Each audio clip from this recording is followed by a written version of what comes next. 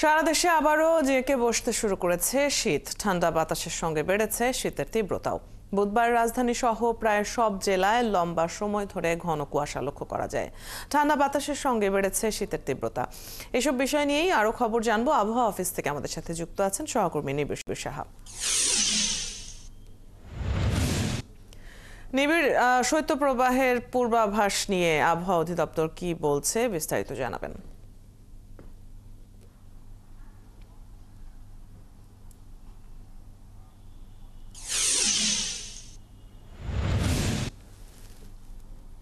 অদিতি, প্রথমে জানিয়ে রাখি যে আজকে সকাল থেকে কিন্তু আসলে যে গতকালও আমরা যেমনটি লক্ষ্য করেছি যে আসলে সূর্যের দেখা পাওয়া যায়নি গতকালকেও, কিন্তু আজকে কিন্তু আমরা ঠিক উল্টো চিত্র দেখছি। সকালে আমরা দেখছি যে আসলে রোদ উঠেছে এবং রোদের কারণে আবহাওয়া অফিস যেমনটি বলছেন যে আসলে আজকে কিন্তু দিনের বেলায় এই যে তাপমাত্রা সেটি কিন্তু বেশ খানিকটা বাড়বে। সেটি 20 থেকে 22 ডিগ্রি সেলসিয়াস পর্যন্ত উঠতে পারে এবং রাতের তাপমাত্রার বিষয়ে তারা যেমনটি বার্তা দিয়েছেন যে রাতের তাপমাত্রা গত কয়েকদিন যেমন কম ছিল, শীত বেশি ছিল, ঠিক তেমনি কিন্তু রাতের তাপমাত্রা কিন্তু আসলে কমতে পারে। পাশাপাশি তারা কিন্তু বলছেন যে আসলে আগামী 2 থেকে 3 দিন পর্যন্ত এই যে দিনের বেলায় যে তাপমাত্রা বৃদ্ধির বিষয়টি সেটি আসলে অব্যাহত থাকবে এবং এখন যেহেতু আসলে মৃদু শৈত্যপ্রবাহ বইছে বাংলাদেশের ওপর দিয়ে, যার কারণে আমরা দেখছি যে আসলে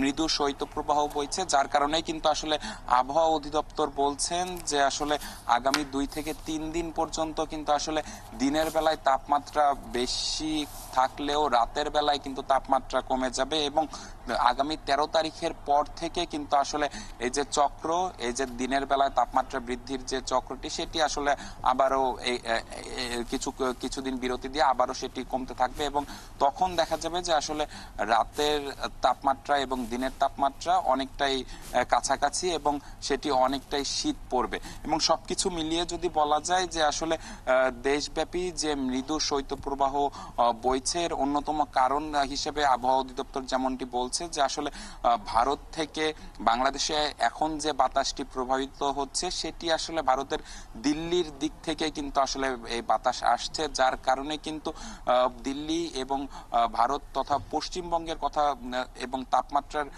উদাহরণ টেনে আবহাওয়া অধিদপ্তর বলছে যে আসলে সেখানে 8 থেকে 10 ডিগ্রির মধ্যে কিন্তু তাপমাত্রা ওঠানামা করছে, যার কারণে সেদিক থেকে যে বাতাস বাংলাদেশে প্রবেশ করছে সে বাতাস কিন্তু অনেকটাই ঠান্ডা, যার কারণে কিন্তু বাংলাদেশেও কিন্তু আসলে এই যে শীত সেটি আসলে বেশি অনুভূত হচ্ছে এবং আগামী 13 তারিখের পরে কিন্তু আসলে কিছুটা বিরতি দিয়ে কিন্তু আবারও তাপমাত্রা কমবে এবং আবারও কিন্তু শৈত্যপ্রবাহের এ মাসের মাঝে কিন্তু আসলে শৈত্যপ্রবাহের একটি আশঙ্কাও করছে আবহাওয়া অধিদপ্তর। তো সবকিছু মিলিয়ে এই ছিল আমার কাছে থাকা সবশেষ খবর।